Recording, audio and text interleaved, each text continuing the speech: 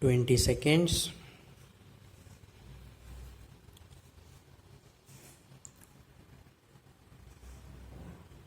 Be ready. 10 seconds.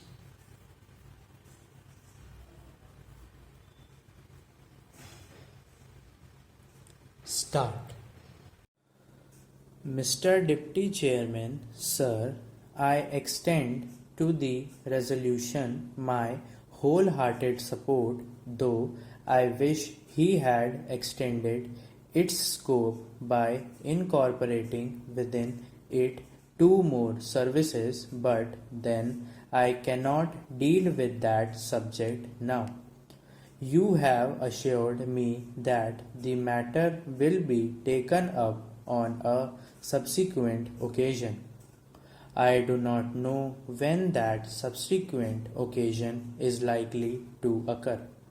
Sir, I am grateful to the Home Minister for some kind words he has said about me in regard to my interest in this subject. No doubt for long I have been urging the necessity of creating more All India services. During the last 5 years or so, ever since that recommendation on the subject was made by the States Reorganization Commission, and during the last 1 year and a half, near about that time, I have been tabling resolutions on the subject twice or thrice, but they could not come up. Of course, as they say, there are higher forces that govern the destiny of things, and so far as Parliament is concerned, it is the government and the undisputed sway of the chair that govern the destiny of resolutions. Obviously, it was so ordained that this resolution should come up only now, and that too as a government sponsored resolution. Even as it is, I welcome it most heartily and feel enthusiastic and even jubilant about it. Sir, I sincerely congratulate the Honorable, the Home Minister, for the tact, the firmness, the strength, and the determination which he has shown in overcoming all the delicacies and difficulties which I am sure were there in his way. The opposition and unwillingness of the states were there. Initially, I know. And I also know, sir, that about a year ago, when I tabled a question on this subject, the then Home Minister told us that the government would be only too glad to have more All India services, but then the handicap in their way was that the states were not agreeable to it.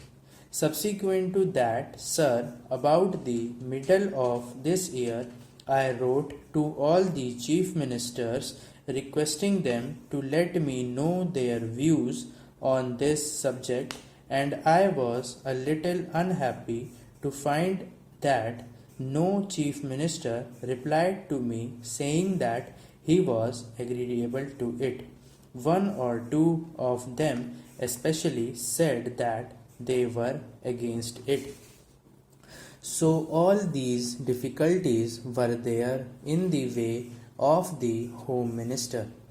But I find that by his persuasion he has been able to win over all the chief ministers who, in the conference immediately preceding the last one, agreed to it in principle, and in the subsequent conference they agreed to it. It appears obviously in toto, and hence we have before us this resolution supported by the chief ministers of all the states. Sir, for that I want to congratulate more sincerely and heartily the Honorable the Home Minister. Now, sir, so far as the merits of this resolution are concerned, I do not think it is necessary for me to elaborate on them because during the last 4 years or so, ever since the publication of the report of the States Reorganization Commission, many eminent men all over the country, eminent administrators, and the persons who had experience of administration, including the retired Comptroller and Auditor General, were of the opinion that more All India services should be created. Our Honorable the Prime Minister has also, our Vice President have on more than one occasion expressed themselves definitely in favor of having more All India services. Last year, sir, about the month of October, when addressing the Indian Police Service officers, when they were going out after having had their training for a year, he expressly said that if national integration was to be maintained, it was necessary to have more All India services.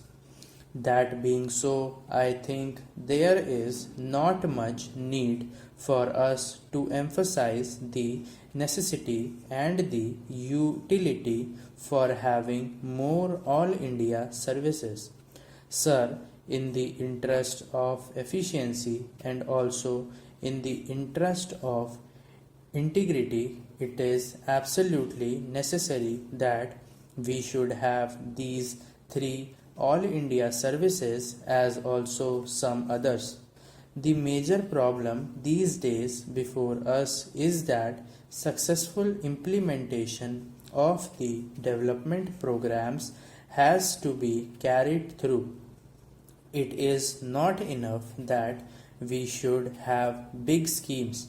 It is not enough that we should allocate large sums for the implementation of these schemes, but it is necessary that we should have competent personnel to effectively implement our schemes so that in a short time we may be able to carry forward our country to economic prosperity all around.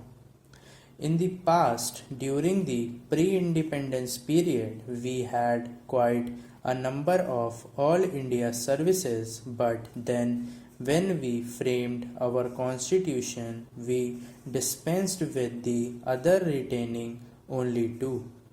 It appears to me that necessity has now arisen for reorganization of the All India services and to have more All India services.